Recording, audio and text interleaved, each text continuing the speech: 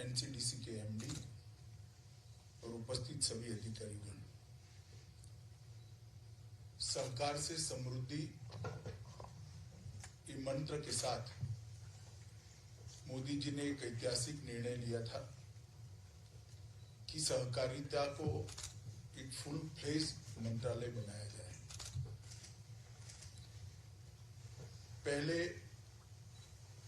एक joint secretary या additional secretary स्तर पर कृषि विभाग का एक हिस्सा सहकारिता मंत्रालय होता था और इस देश की लगभग 50% से ज्यादा आबादी किसी न किसी प्रकार से सहकारिता क्षेत्र के साथ जुड़ी हुई है। तो महत्वपूर्ण निर्णय के बाद सहकारिता क्षेत्र में आमूलचूल परिवर्तन लाने का काम देश के प्रधानमंत्री जी के नेतृत्व में सहकारिता मंत्रालय ने किया है। पैक्स सहकारिता की आत्मा होती है।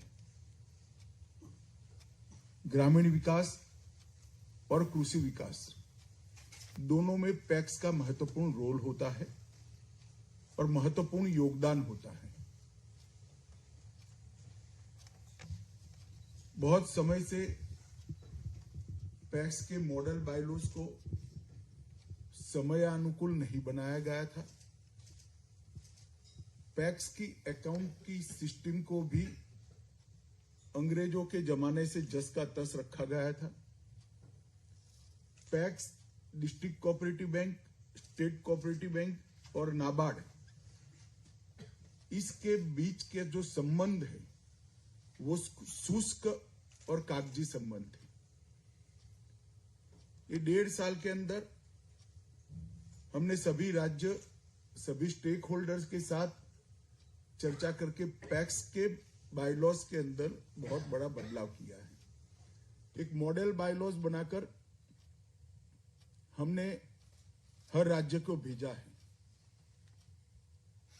इसके साथ साथ इसकी कितनी पंचायतें जहां पर पैक्स नहीं है, इसका हमने आइडेंटिफिकेशन भी किया है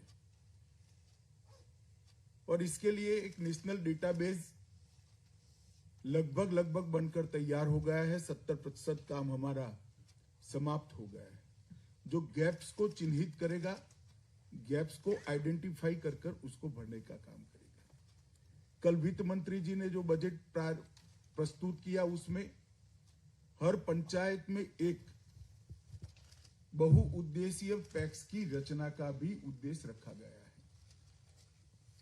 लगभग 5 साल में 2 लाख पैक्स बनेंगे नए। अभी क्रियाशील पैक्स 65,000 है और जिनको रिवाइव करना है ऐसे 30,000 पैक्स हैं। तो कुल मिलाकर 2,95,000 पैक्स बढ़ेंगे। सबसे बड़ी समस्या पैक्स के सामने पैक्स को वायबल बनाने की थी। हमने इस दिशा में सहकारिता मंत्रालय ने काम कर पैक्स के साथ नए नए आयामों को जोड़ा है, जो ग्रामीण जनता की सुविधा, किसानों की सुविधा और ग्रामीण और कृषि विकास से संलग्न है। जैसे आज एक नई शुरुआत, अश्विनी जी का मैं बहुत बहुत धन्यवाद करता हूं कि आईटी डिपार्टमेंट ने इसमें बहुत सहयोग किया है हमारा। आज एक नई शुरुआत होने जा रही है। सीएससी के लिए एक एसपीवी बन रहा है, जो पैक्स को कॉमन सर्विस सेंटर की सेवा प्रदान करने में सक्षम करेगा। इसके अलावे हर घर जल में जो ग्रामीण जल वितरण समितियां बननी है वो भी पैक्स काम करेगा। भंडारण का काम राज्य स्तर पर होता है, इसको हम तहसील लेवल पर ले जाकर पैक्स के सुपुर्द करने वाले हैं। तो गेहूं को, चावल को गोडाउन तक पहुंचाने का खर्चा भी नहीं होना है बाद में, और गोडाउन से उपभोक्ता पर तक पहुंचाने का भी खर्चा नहीं होना है। इसी प्रकार से जहां बैंक नहीं है वहां बैंक मित्र का काम भी पैक्स करने वाले हैं। 20 अलग अलग प्रकार के कामों को पैक्स के साथ जोड़ा गया है। और वो 20 कामों में सबसे पहला और महत्वपूर्ण काम है सीएससी का दर्जा पैक्स को देना और सीएससी की सुविधाएं ग्रामीण जनों तक पैक्स के माध्यम से पहुंचाना।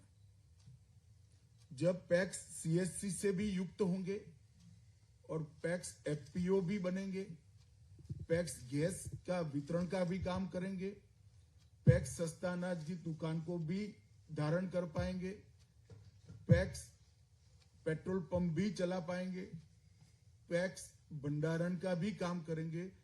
तो ये मल्टी डायमेंशनल बहुउद्देशीय जो पैक्स की रचना है वो पैक्स को वायबल बनाएगी और इसके माध्यम से बहुत बड़ी रोजगारी जनरेट होने की संभावना पड़ी है, जिसको हम एक्सप्लोर करना चाहते हैं। मोदी जी ने इस बजट के अंदर ढेर सारी रियायतें कोऑपरेटिव सेक्टर को दी है। उत्पादकता के क्षेत्र में जो नए कोऑपरेटिव रजिस्टर होंगे वो सभी को कंपनियों के समकक्ष 15% टैक्स लगाया जाएगा।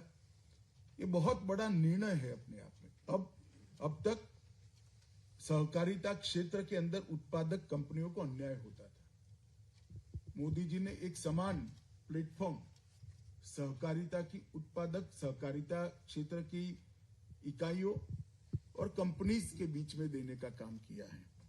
इसके साथ साथ विश्व की सबसे बड़ी भंडारण योजना का भी नींव बजट के अंदर डाला गया और 2 लाख से ज्यादा पैक्स के रजिस्ट्रेशन का भी काम किया गया। आज सहकारिता विभाग और अश्विनी जी का विभाग, आईटी विभाग दोनों मिलकर एक हस्ताक्षर करने जा रहे हैं एमओयू पर। इससे बीमा, कानूनी साक्षरता, ई कॉमर्स, निवेशक के नाते जागरूकता, चुनावी सेवाएं, कृषि का आदान प्रदान, कौशल की सेवाएं, स्वास्थ्य सेवाएं, बस और हवाई अड्डे के टिकट का बुकिंग का काम, पैन कार्ड, पासपोर्ट, अनेक विध लगभग 300 के आसपास सेवाएं पैक्स के माध्यम से ग्रामीण जनों को उपलब्ध होंगी। क्योंकि कृषि के साथ जुड़े हुए सभी किसानों को हर रोज पैक्स में जाने की आदत है, वो अखबार भी वहीं पढ़ते हैं, तो उनको इस सेवा के लिए बहुत सरलता से सेवाएं उपलब्ध होगी। इसके साथ साथ रोजगारी का भी बड़े मात्रा में सृजन होगा और सीएससी का जो कंसेप्ट है वो मैं मानता हूं कि देश से छोटे की छोटी इकाई तक बहुत सरलता के साथ पहुंच जाएगा। क्योंकि हमने पैक्स को कंप्यूटराइज करा है तो पैक्स पर कोई एक्स्ट्रा बर्डन भी नहीं आने वाला है। हर पैक्स में 3 कंप्यूटर होने, तो वो कंप्यूटरों से ही ये सारी सेवाएं उपलब्ध करा दी जाएगी। मुझे लगता है कि विन विन सिचुएशन है और बहुत बड़ा फायदा इससे मिलेगा। इसके साथ साथ इनपुट सेवाएं जैसे कि उर्वरक, बीज, कीटनाशक आदि के वितरण के लिए भी इसी के माध्यम से किसानों के साथ हम अपना संपर्क बढ़ाएंगे। तो आज एक बहुत बड़ा ऐतिहासिक निर्णय सहकारिता के क्षेत्र में और सामान्य किसानों को सुविधा देने के लिए आईटी डिपार्टमेंट और सहकारिता डिपार्टमेंट के संयुक्त प्रयास से हो रहा है। मैं फिर से एक बार आईटी डिपार्टमेंट का यहाँ पर धन्यवाद करना चाहूंगा कि उन्होंने कोई तकलीफ न हो इस तरह से सहकारिता विभाग के प्रस्ताव को स्वीकारा है और लाखों पैक्स तक ये सुविधाएं प्रदान करने का निर्णय किया है, जिसका मैं स्वागत करता हूं। और मोदी जी का जो स्वप्न है सहकार से समृद्धि, किसान सहकारिता दोनों मजबूत हो और ग्रामीण क्षेत्र के विकास की रीढ़ की हड्डी सहकारिता बने, इस स्वप्न को पूरा करने में इससे बहुत मदद मिलेगी, ऐसा मुझे विश्वास है। आप सभी का बहुत बहुत धन्यवाद।